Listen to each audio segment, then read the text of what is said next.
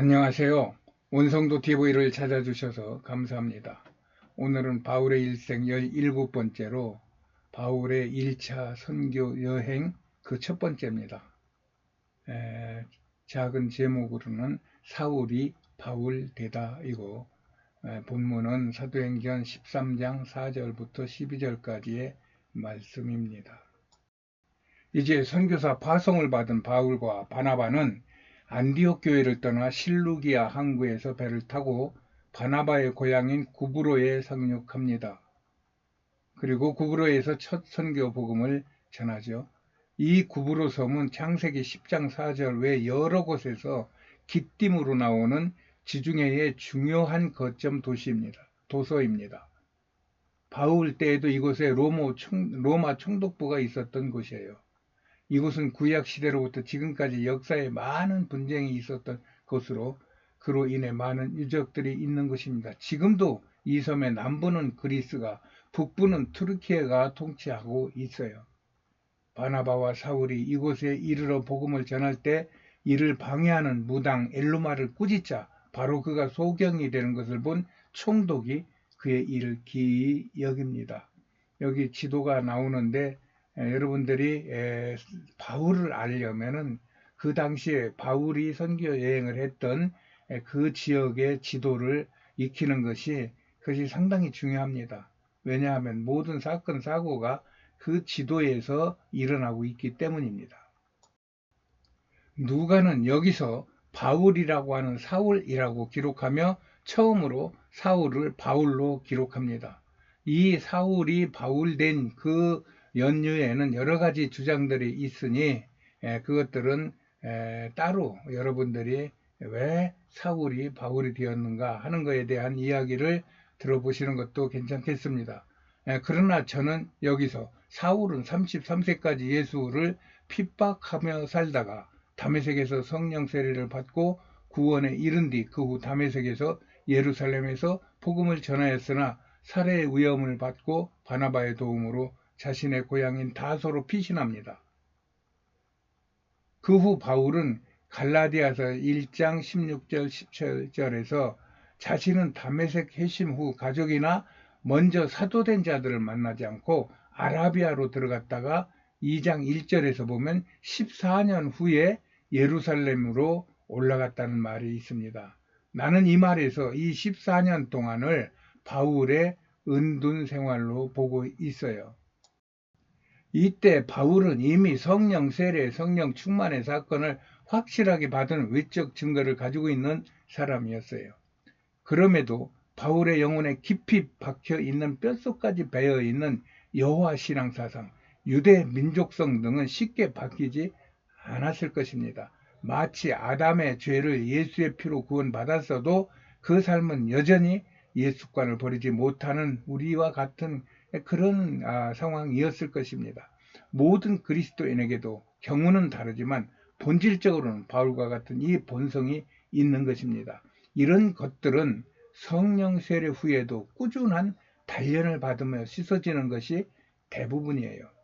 이런 씻음이 대개는 인생의 고난 속에서 이루어지는데 고난이 유익하여 하나님의 말씀을 몸으로 깨닫게 되는 것입니다.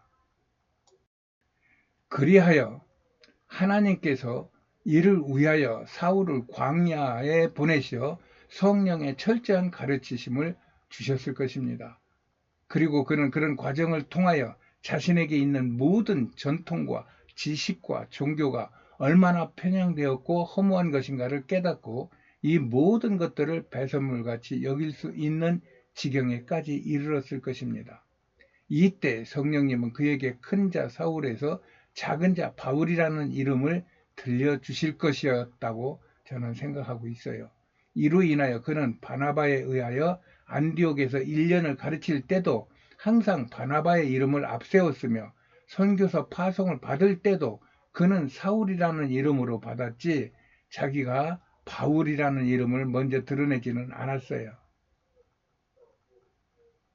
이 모든 것은 바울의 14년 은둔 생활로 인하여 이루어졌다고 저는 보고 있는데 그래서 나는 이 사울의 14년 은둔 생활을 광야, 성령 학교로 부를 것입니다. 사울은 이 광야 성령 학교 14년 동안에 강력한 영적 체험을 했을 것입니다. 그 후 사울은 전도를 방해하는 사단의 앞잡이 무당을 한마디로 눈이 멀게 하며 총독을 깜짝 놀라게 합니다. 이때 누가는 사도행전 13장 9절에서 바울이라고 하는 사울이라고 말하면서 처음으로 사울과 바울이라는 이름을 같이 씁니다. 아마 누가는 이 장면을 보지 못하고 들었던 것 같습니다. 이렇게 하나님의 일은 사람이 구태여 자신을 나타내지 않아도 하나님의 때에 그의 진면모가 드러나게 되어 있다는 것입니다. 사울이 바울로 불림받은 것도, 안디옥 사람들이 성도들을 그리스도인으로 불렀던 것도, 그리스도인들이 청교도 퓨리탄으로 불렸던 것도 모두 이와 같은 이야기입니다. 오직 예수만이 이 모든 일을 행하시고 또 이 모든 일에 열매를 맺게 하신다는 것입니다. 이때는 사울이 33세 때 스데반의 순교 현장을 감독한 후 14년 후의 일로 사도행전 11장 28절에서는 서기 41년부터 54년까지 통치했던 로마 클라우디오 황제 때라고 밝힙니다. 또 동시대 역사가인 요세푸스도 서기 46년 내지 47년에 예루살렘의 흉년이 너무나도 극심하여 주변국에서 구제금을 전달하였다는 기록이 있어요. 이때 바울과 바나바도 안디옥에서 구제헌금을 전달한 사실과도 지금 서로 교차 검증이 되고 있는 것입니다. 그래서 나는 이때를 서기 47년으로 보고 있고 바울의 나이도 47세, 예수의 나이도 47세, 서기 년도도 서기 47년도로 같다는 주장을 하고 있어요. 모든 그리스도인은 제도권 안에서 검증된 공식적인 교육도 필요합니다. 그러나 세상의 교육은 3차원의 원리를 벗어날 수 없어요. 이 세상적인 교육만으로는 하나님의 사명을 감당하기에는 역부족이라는 이야기입니다. 왜냐하면 세상의 일은 3차원적이라면 하나님의 일은 이 3차원의 영적인 요소가 가미된 4차원의 영역에서 일어나기 때문입니다. 그리고 이 영적인 요소는 보혜사 성령의 가르침을 받아서만이 보완이 가능하게 되기 때문이에요.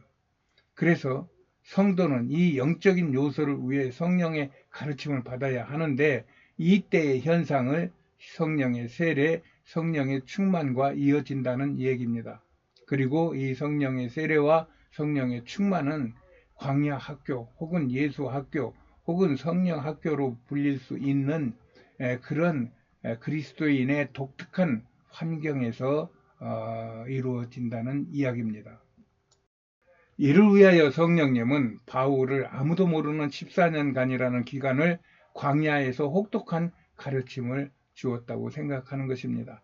여기서 광야라는 말은 다른 말로 해석하면 사람이 살아가며 당하는 고난으로 해석할 수 있어요. 이 고난이 극심할 때는 인간으로서는 아무도 그것을 도와주거나 해결해 줄 수가 없어요. 이때 성삼위 하나님을 찾고 성령께 아뢰어 우리의 고난을 벗어나는 훈련을 할 때 우리는 이 세상의 일을 하나님의 방식으로 풀어나가는 믿음의 발전을 보게 된다는 것입니다. 이것이 그리스도인의 성화의 과정이에요. 사울은 14년간 광야의 생활에서 이 성화의 훈련을 받았다고 나는 생각합니다. 아마 사울은 광야 14년 동안 훈련 기간 중 사울을 바울로 바꾸라는 성령의 음성을 들었을 것으로 저는 믿어요. 그러나 작은 자 바울이 된 사울은 이전에 자기 자랑의 삶에서 겸손하고 낮은 자의 삶을 살면서 그것이 노출되지 않고 있다가 사울로 안수를 받았던 것이에요. 이런 사정을 깊이 아는 누가는 사울을 예의주시하고 있다가 사울이 엘루마 무당에게서 귀신을 쫓아내는 것을 보면서 사울이 예전에 사울이 아님을 알고 그의 이름을 바울이라고 같이 바꿔서 기록한 것으로 보입니다. 이렇게 한 사람의 주의 사명자를 만들기 위해 성삼위의 하나님은 모든 것을 예비하시고 모든 것을 이끌어 가시는 것입니다. 이런 고난 속에서 하나님의 뜻을 분별하는 분별력을 갖춘 바울은 오직 복음에 매여 평생을 살면서도 가난이나 풍족함이나 배부름이나 굶주림이나 모든 환경에서 만족함을 누리는 일체의 비결을 가졌으나 그는 항상 낮은 곳에서 예수를 바라보며 쫓아가면서도 기쁨으로 복음을 선포하였던 것입니다. 이것이 바로 성령 세례, 성령 충만의 은혜를 입은 자들의 삶인 것입니다. 여러분들이 사울과 바울의 이름이 바뀐 것에 대한 자료들을 찾아보면 여러 가지 다른 주장들이 있는 것을 보게 될 것입니다. 다 일리가 있는 학자들의 주장입니다.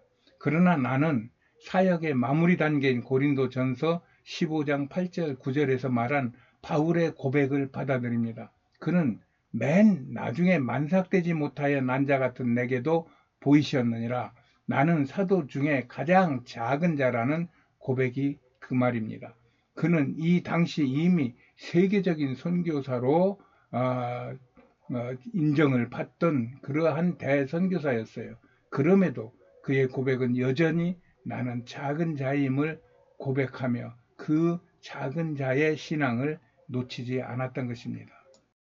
이것은 바울의 삶에서 그 주인이 자신이 아닌 자기를 구원하신 예수 그리스도를 모시고 사는 그의 철저한 신앙관을 말하는 것입니다.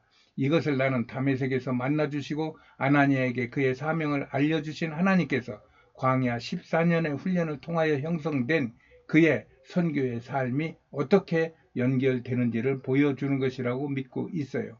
우리는 이런 변화하는 바울의 경우를 보면서 그 사울을 변화시킨 하나님의 절대 주권을 믿는 것입니다.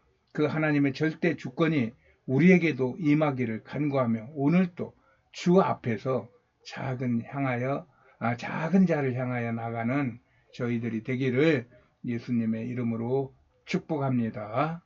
할렐루야.